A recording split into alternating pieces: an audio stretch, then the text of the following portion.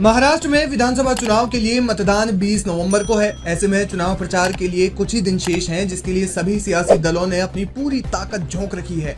इसी बीच all India उलेमा board ने MVA को समर्थन देने की पेशकश की है, जिसके लिए उन्होंने 17 मांगे रखी है। उन्होंने मांग की है कि राज्य में एमवीए की सरकार बनने के बाद उनकी ये सभी शर्तें मान ली जाएं। खास बात यह है कि एमवीए के कुछ दलों ने ये सभी मांगे मान ली हैं और उलेमा के नेताओं को चुनाव प्रचार करने के लिए आमंत्रित भी किया है।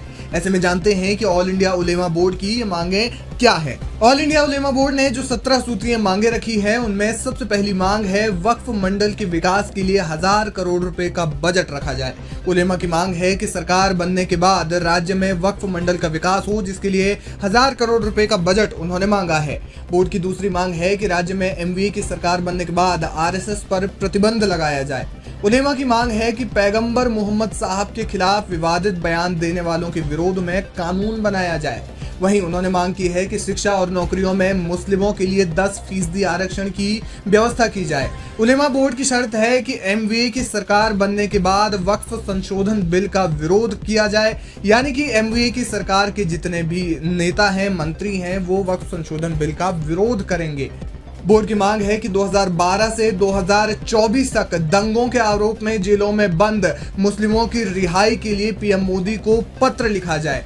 इसके अलावा मस्जिदों के इमामों और मौलवियों के लिए 15,000 रुपए का मासिक वेतन तय किया जाए।